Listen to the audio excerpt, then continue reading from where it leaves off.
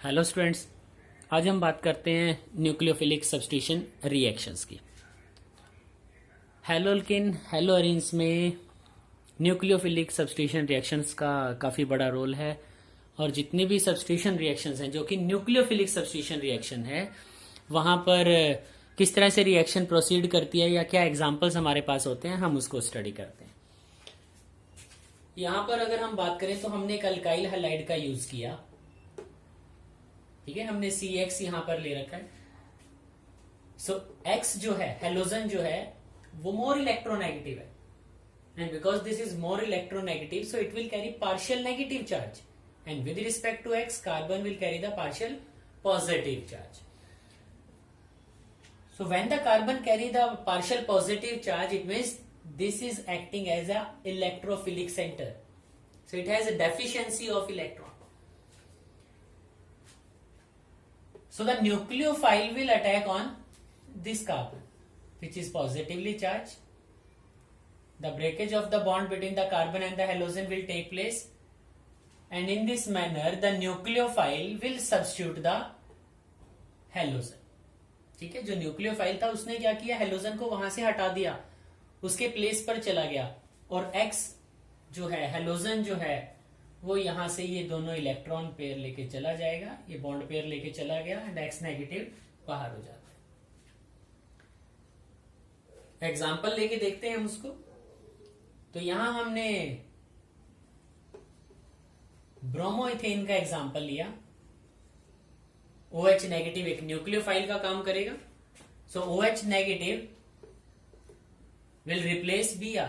तो अगर OH negative Br को रिप्लेस करेगा, so in place of Br now we have OH और Br नेगेटिव बाहर चला गया, and because of this there is formation of ethanol. तो इससे पहले हमने रिएक्शंस की हैं for the formation of alcohols, लेकिन हमने वहां मैकेनिज्म की बात नहीं की कि किस तरह से रिएक्शंस वहां पर प्रोसीड करती है। अब हमने बात करनी है मैकेनिज्म की। तो अगर न्यूक्लियोफिलिक सब्स्टिट्यूशन रिएक्शंस की हम बात करें तो दो मैकेनिज्म हमारे पास हैं यहाँ पर। एक है SN1 मैकेनिज्म और सेकंड वन है SN2 mechanism. One represent unimolecular, N nucleophilic and S is substitution.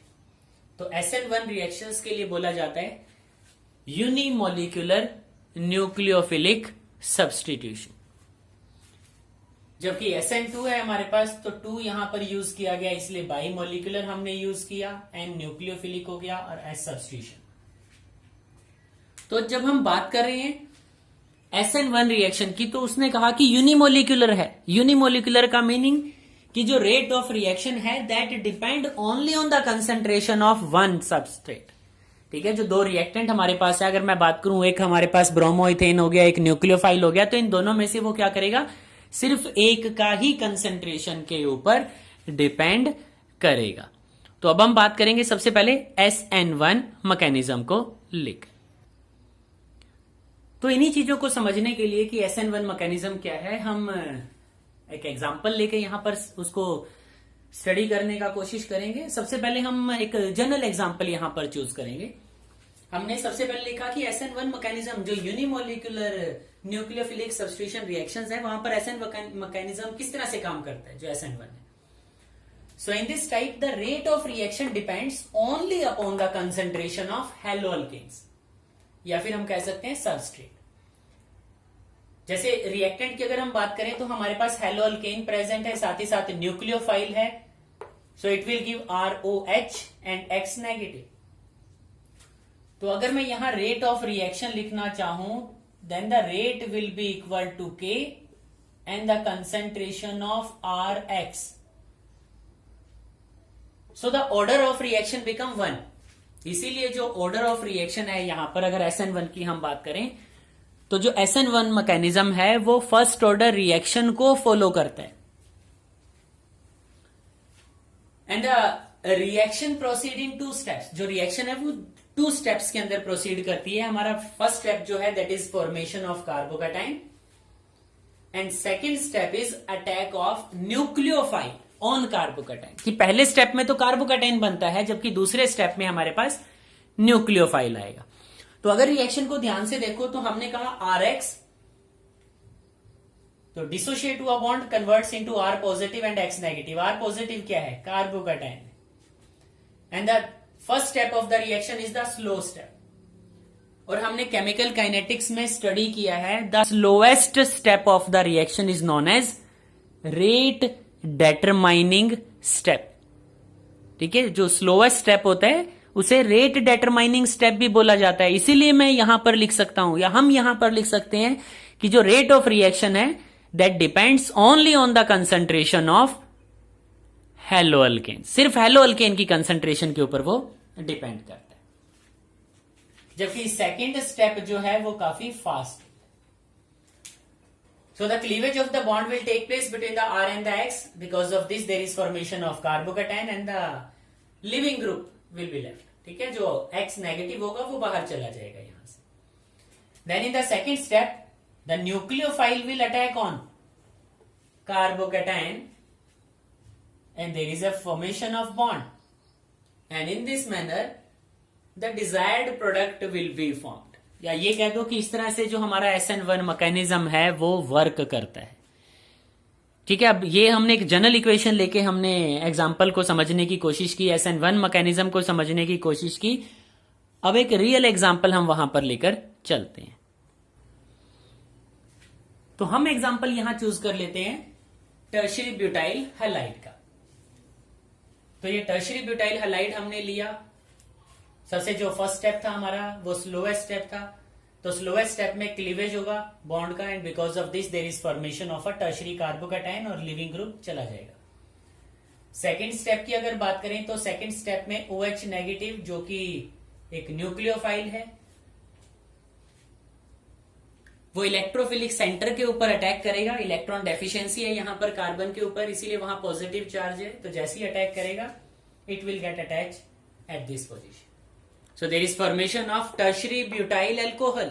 Tertiary butyl alcohol का हमारे पास फॉर्मेशन हो जाता है। एक इंपॉर्टेंट चीज जो याद रखने वाली है, if the haloalkane is optically active only then the product is a racemic mixture. ठीक है, अगर जो हैलोअल्केन हम चूज कर रहे हैं वो कैसा हो? Optically active.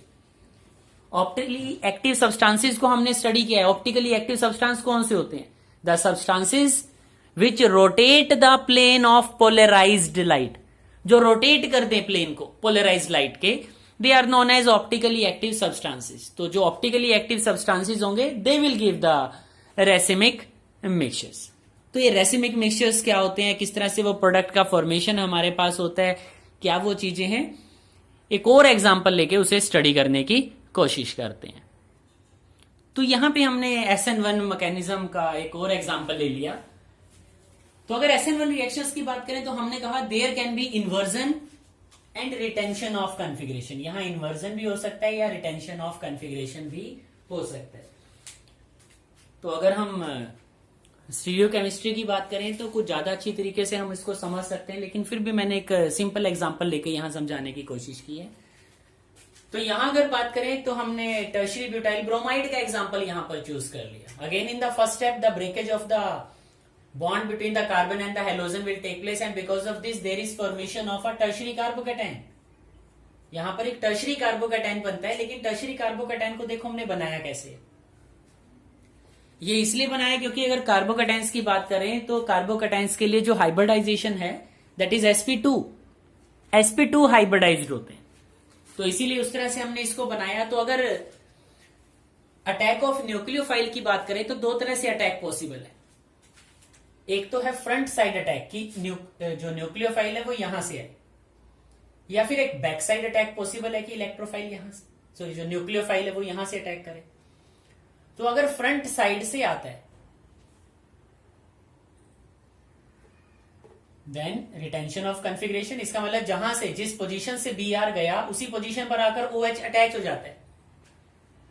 लेकिन अगर यहां पर बैक साइड अटैक हुआ तो बैक साइड अटैक होने की वजह से जो कॉन्फ़िगरेशन था रिएक्टेंट का वो पूरी तरह से चेंज हो जाएगा, वो दूसरी तरफ चला जाएगा, अपोजिट साइड चला जाएगा, और हमारे पास जो OH ग्रुप होगा वो बिल्कुल एंटी अपोजिट अटैच होगा जहां Br था। तो Br इस साइड, अगर मैं बात करूं तो राइट हैंड साइड में था, अब वो OH कहां अटैच, लेफ्ट हैंड साइड में अटैच हुआ। So this is known as inversion of configuration. इसका मतलब जैसा हमारा रिएक्टेंट था ये बिल्कुल उसका अपोजिट बन रहा है हमारे पास प्रोडक्ट। तो इस तरह से हमारे पास इन्वर्जन ऑफ कॉन्फ़िगरेशन या रिटेंशन ऑफ कॉन्फ़िगरेशन, इन दो प्रोडक्ट का फॉर्मेशन होता है। और जहां भी हमारे पास 50-50% इन्वर्जन या रिटेंशन हो उन्हें बोला जाता है रेसिमिक मिक्सचर्स। ठीक है, उनके लिए रेसिमिक मिक्सचर वर्ड का यूज हम करते हैं। अब कुछ पॉइंट्स की बात कर लें, कंक्लूजन की बात कर लें, जो SN1 मैकेनिज्म के लिए अभी तक हमने स्टडी किया उस सारे के सारे कंक्लूजन की हम बात कर लेते हैं। तो हमने कहा कि अगर हम कंक्लूजन की बात करें SN1 मैकेनिज्म की, तो सबसे फर्स्ट स्टेप जो हमारा होगा that it follows first order kinetics. कि फर्स्ट ऑर्डर काइनेटिक्स को वो फॉलो करता है। इट इज ए 2-स्टेप प्रोसेस, बिल्कुल है 2-स्टेप प्रोसेस है, because the first step is formation of carbocation and the second step is attack of nucleophile on the carbocation. The third one, the inversion and the retention of the configuration take place, and then the reactivity in the SN1 reaction depend upon the stability of carbocation intermediate. So it follows the order, the tertiary, secondary and the primary, or in the last the methyl halides, or if we include other substrate also, then the benzylic will be given preference, then we have allyl, and then we have the same order for the alkyl halides. So in this manner our work is to do the examples related to the SN1 mechanism. So after that, if you are facing any problem, then you can message me for your problems. Okay students, thank you.